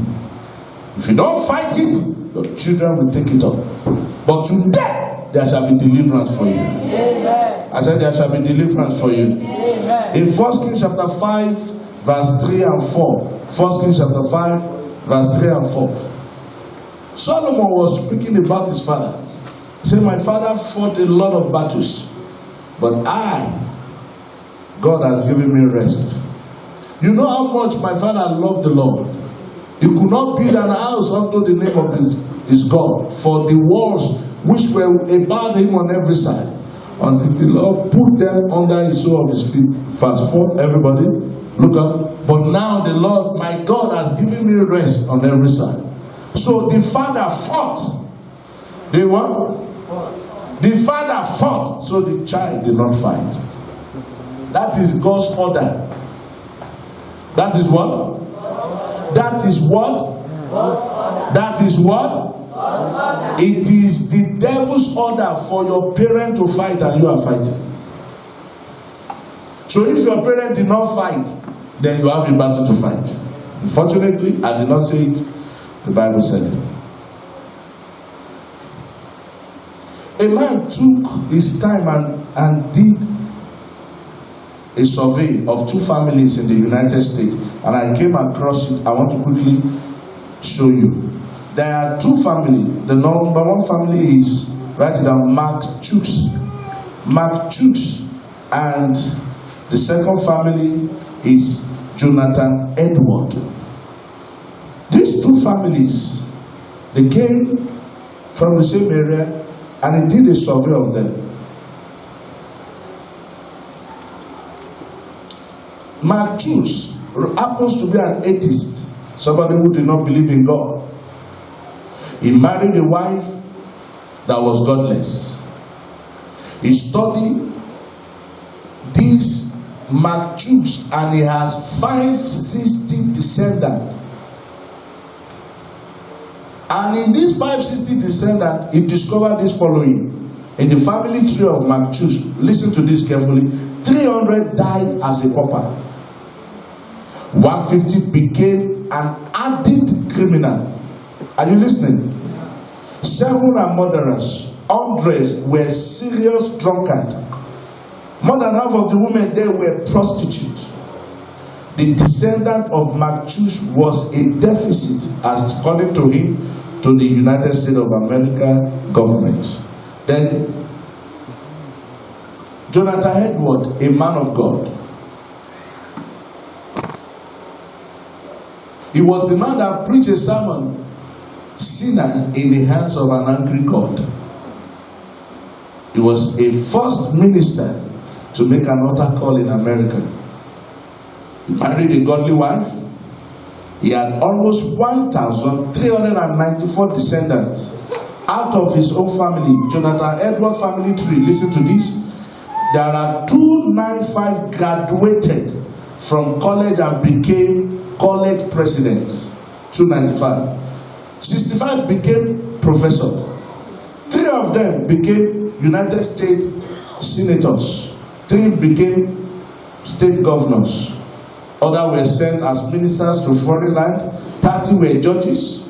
100 lawyers and deans of colleges. 75 of them became officers in the military of the U.S. 100 of them were well-known missionaries, preachers, and authors. 1 was in charge of U.S. Treasury at that time. None of the descendants of Jonathan Edward was a deficit or a liability. So you can see the 2 families. So who you marry? Hello? Who you what? Are you get what I'm saying? Who you what? Who you marry determines your lineage. So if you are a good man, marry a godly wife. And anything can give you a wife. Do you hear that? Money can give you a wife. Position can give you a wife. There are people who are married today because they gave the woman a job. And they one lead to another. And then David did not marry because she loved the woman. He married because Saul said, if you kill this man, I'm going to give you my daughter. Isn't it? Talk to me. So anything can give you a wife. Anything can give you a man. But a good man is only in God. You can't see a godly man who does not come to church with you, who does not believe in your God. Forget it. They are not available in ShopRite. No. Let the truth be said. If you want to marry a woman who does not believe in God, your hand will be like Max Choose. If you want to marry a man who does not believe in God, your hand will be like Max Choose. If you want to marry a woman who believes in God, Jonathan Edward, that is better. That's better. So when we say come to church, we are not saying come to church because of you must come to church. Because it is in God your goodness can come out. Every man you see on the street are good. But something in them, because there is no God in them. There is no fear of God in them. If you attend this place now, your wife is in another place. You are listening to a message like this. Your wife is listening to shake your leg, shake your leg. You see, you are not listening to the same thing. So you cannot have the same orientation in marriage. Because friendship must be mutual. Must be what? Mutual means you have same beliefs, same understanding. One man married a woman. Let me give you this. In our church, where I was born, he came to church. We thought he's a good man. He said, I want to marry Sister Tabitha. And then we married them. On the day of the wedding, after they got home, the man went to his bar, took some wine, put matches on the cigarette, and started doing funny stuff, taking cocaine and all that. The lady also get to the mat, started praying like a Muslim. The man said, aren't you a child of God? I came to church so that I can marry a good woman. He said, yeah. Me too, I came to church so that I can marry a good man. I thought you were also a good man. So you attract who you are. You do what? So Jesus came to give us a good life. Jesus did what? He came to give us a good life. 4 things you need to do. Number 1, write this down. Is someone listening to me? In order for you to have the best of time,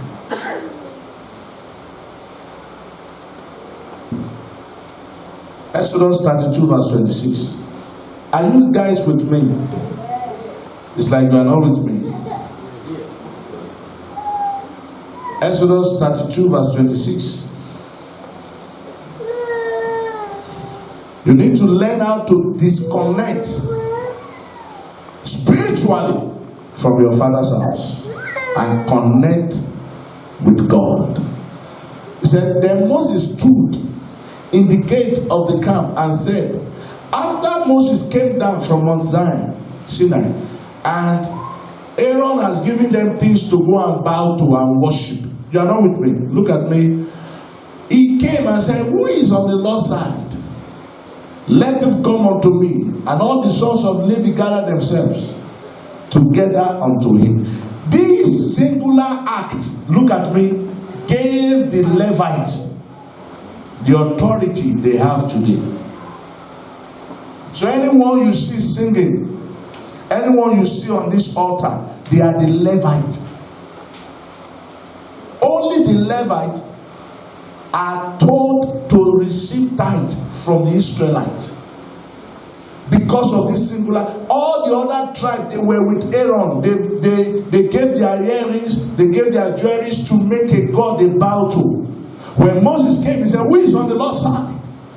The whole family. Don't forget, I think I've taught you about the Edomites and the Israelites. Edomites are the tribes of Esau. Israelites are the tribe of Jacob.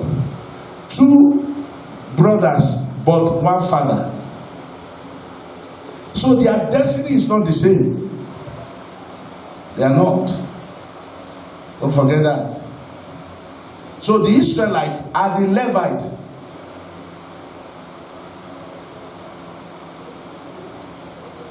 Are you getting it? Who is on the Lord's side? Only the sons of the Levi came. And God changed every curse upon Levi and turned it around because of that singular act. Today, will you turn to God? Will you turn to him, to his side, and say, Lord, I'm in your side? Will you do that? Will you do that? Come and talk to me. Or you still want to follow the gods of your father?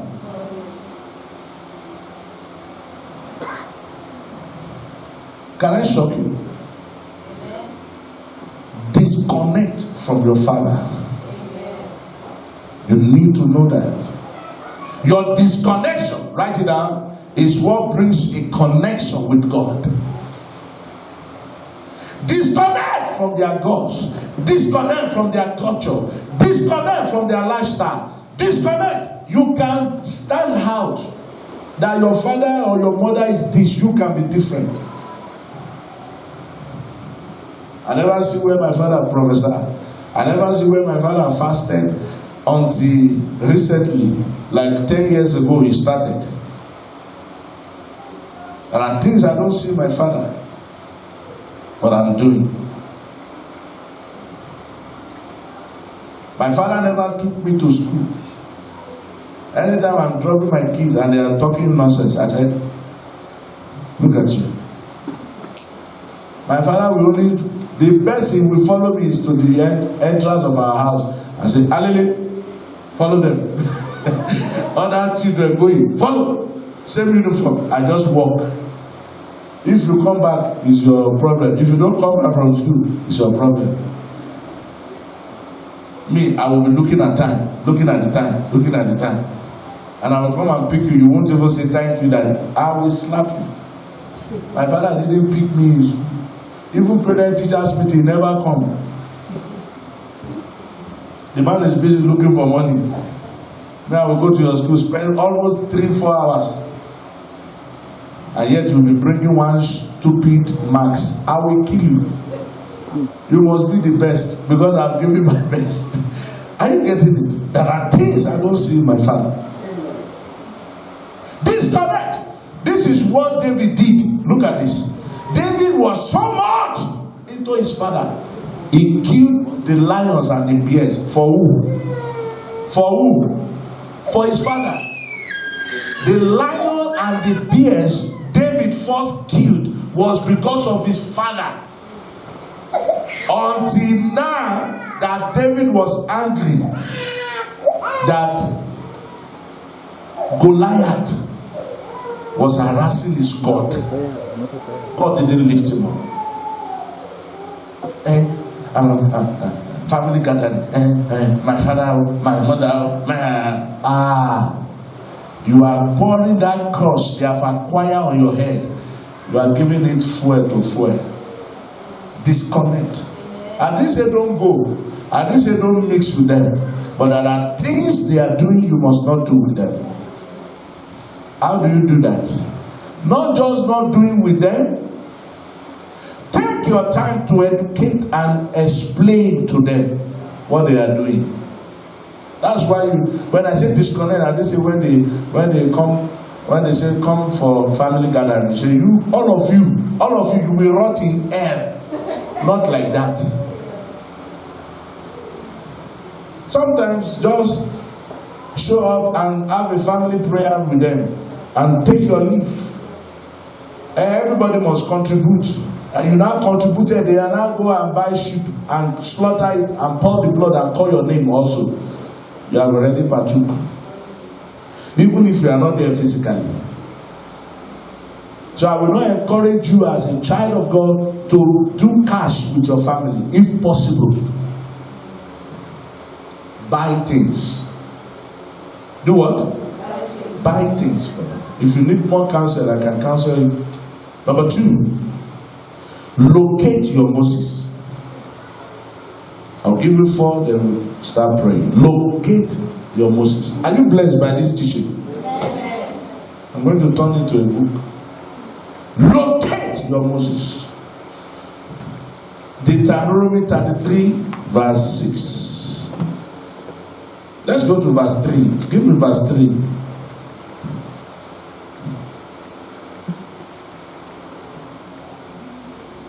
Give me verse 1. This is what happened. When Moses was about to die, he called all the children of Israel, all the tribe. And this is the blessing wherewith Moses, the man of God, blessed the children of Israel before his death. He started speaking into their lives. When he gets to Reuben, you know what happened to Reuben? His father cursed him because he slept with his concubine. He said, Reuben, you are my firstborn, you will not excel. So in verse 6, Moses reversed that curse. Look at what happened. Verse 6. Verse 6. He said, let Reuben live and not die. Let not his men be what? Be few. Locate a man. Listen, the man at the pool of Bethesda said, I have no man. To break the family patterns, you need a man of God on your life. If you don't connect with them, if you don't position yourself with them, if you don't obey what they say, the patterns continue. It cannot be broken. So to break that patterns, locate your Moses. 38 years he was there because he had no man. You are not coming to church because you just feel like going. You are going there because you need a man to speak and stand in the gap for you. All these things you see on Facebook, you see on television, don't let it deceive you. It is in the plan of God. He said, I sought for a man. God need a man to make you a man. He sent a man to them. It is in the curriculum of God. You can't set yourself free.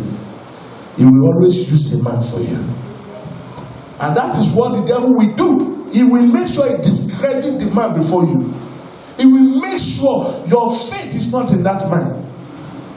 But the day you will say you want to see God stand here to talk to you and lay hands on you, that day will never come. It will always be on the platform of a man. Even when he wanted to save the whole world, he needed a man. The whole world, what about your family? Your little family. Your little, tiny family. Tiny. You are not up to 2,000 in your own family. Tiny family. You need a man. Once that man has appeared, you position yourself and obey instructions. Position yourself, align to instructions. It's a matter of time to surely break. I see you rising. Amen. Number 3, break down family altars. Judges chapter 6 verse 25. Judges chapter 6 verse 25. Break down family altars. After you disconnect from them, don't leave them. After you have located your Moses, it's not enough. You need to stand in the night to break altars in your family. Look at that. Everybody rise to your feet. I'm angry. Rise to your feet. Rise to your feet. Rise to your feet. Are you blessed this morning? Ooh, we have prayers to pray, and yet we don't have time. Look at it. One to go. Read it for me. Same night. Yes. Take thy father's young bullock. Yes. Yes. Yes. Yes. Your father has, not fathers, father. There is an altar of Baal in your father's house, but you don't break altars without blood. Hello? Look at this. He said, take young bullock, the second of the 7 years old. God gave directions. Listen, if you think it's only what you just see in your pocket, you can say, I sow this seed as a seed. No. Second bullock of 7 years old. Why would God do that? God has a man for you. But you must understand what it takes. So when I see that, when you kill that bullocks in the night, do that. Look at verse 27. Verse 27. Gideon. Then Gideon took 10 men of his servants. Did you see that? And did as the Lord has said unto him. And so it was, because he feared his father's household and the men of the city, that he could not do it by night, that he did it by what? He could not do it by day, but by what? By night. He broke the altars. Look at verse 26. That's the fourth thing you do. You must build a new altar. Don't break down altars without bringing a new altars. Everybody look up. And build an altar unto the Lord thy God upon the top of this rock, in the ordered place. Ordered place. Ordered place. There is an ordered place. You must build an altar. And take the second bullock and offer a burnt sacrifice with the wood of the cruse which thou shalt cut down. God giving it, look at me, you are not with me. God gave Gideon instructions. Break down altars. Build altars. Many of us are breaking down altars, but we are not building. That's why nothing has happened. It's not enough to break. You must learn how to build. Are you ready? Amba de Zuzwakata. Altars are meeting place from the mortality to the immortality. Altars are places where cases are settled. Altars are places where men are brought. Altars are interjections of the spirit to the physical. What connects the heavens to the earth is the altar. So it can be anywhere in your house. It can be anything in your father's house. Altars can be in your clothes. It can be in the food they give you. It can even be in the water you bath in your father's house. It can be on the bed you slept with when you go for I don't want to say. Because some of you, if I say family, you say hey, Papa or Christmas. If not for Christmas, some of you will have been a millionaire. You will have been a millionaire. Others, break it and build. He did it in the night. I want to plead with you. This Friday night, we are starting 10 days. Every day we are meeting here. From Tuesday 1st to the 10th. 10 days in the 10th month. Fasting. If you can't fast, eat from 10 a.m. Or if you can fast, break at 2. I'm going to give you prayer points you are going to pray concerning this matter. 10 days. 10 days. You fast.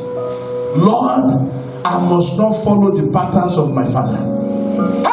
What happened to my mother must not happen to me. Are you getting it? You decide if you want to. You have no other life.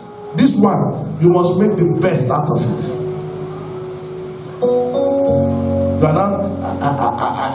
I see a lady who now begs a man, please, I'm in love with you. You, a whole woman. A whole woman begging a man. Go and check. Your mother also begged men. Your grandmother also begged. It was going like that. In your family, women approach men. You didn't hear that? Please, if you leave me, my life will be shattered. It's in the family. It's in the family. They don't marry on time in your family. It's an altar you need to break. They don't marry. And they don't enjoy their marriage if they marry. All the men in your family, they are either security guide or taxi driver. None of them works in a bank. The men in your family don't have a good job. It is what is running in the family. Or you can break it. Shout, I will break it over my head. I can't hear you. I can't hear you. In case your father is a doctor, he has aborted for all the women in the town. And you want to carry, you must be a joker. Sir, when we graduated, on the day of our graduation, hello, there was an accident. Everybody, students, were so happy. So, accident. Only one person died in that vehicle. All of us, we escaped. That was the day I was afraid of God. All of us, we escaped. Only one child died. Who is that child? His father was a policeman. You know how his father sent that child to school? By collecting bribes from people. You make others cry in order for your own to be well. You collect bribes. It is that money you now use to pay school fees. Go and check, why are there pastors' children? Why are they always wayward? Why did pastor children commit suicide? Why are pastor children engaged in drugs? It is because the pastor is using the money of the church to do nasty things at home. My wife will see my account and say, I said, it's not my money. Cry till tomorrow. You can't touch it. Okay, you want to die? Touch it. She will move back. Because I knew the man who taught me ministry, has 8 children, 4 boys, 4 girls. All of them were graduates. He told me, he said, son, if you want to succeed, don't mix church money with your money. The day you do that, even if there are abundance, you need to learn. Use that money to. Can you imagine what you are giving and how beautiful this church is? Can you imagine our bill in a month is running over 40,000, and how much you are giving? Yet you have never come here and you found the church locked because of payment, because somebody took it upon himself. I would rather go hungry. For days now, I don't have airtime on my phone. Yet I'm still sending SMSs to people. I think I used your phone this morning. I don't have.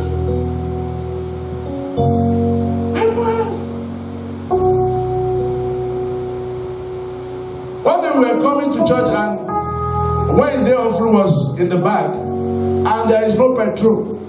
Petrol finished. I have to call somebody to come and give me money for petrol. I said, is this not madness? I said, it's madness for God. Because I don't have money for petrol. I cannot take this money. The money I signed for on Sunday, once it's finished for my upkeep, it's finished, fedile, until God supplies. When was the last time you gave me partnership to say, Papa, take, this is for you? When was the last time? You know why I'm working? It is not supposed to be. In the law of God, in the order of God, the priests are not supposed to be on the feet. They are supposed to be by the altar. But you, all of you here, if I should stay by the altar, hunger, fedile prophet. Papa, you better, and I'm praying. Oh God, lift up church, lift up church. Once I do that for 2 hours, I say, Father, have mercy. I have to go and look for what my own children do. But you can be sure that every day I am on this altar praying for you. Every day. It is a lifelong covenant. I call your name one by one. Lord, Marupe must not fall. You must lift her up. You must bless her destiny. I will cry on this altar every day. But how do you think if I now spend 12 hours praying for you? If I spend 12 hours praying for you, the little success you have seen, how do you think will have multiplied? I can't, because I've got bills to pay. And you are also not doing what you're supposed to do. You're not paying your tithe. Let me speak like American. You're not paying your seed. You're not doing what you're supposed to do.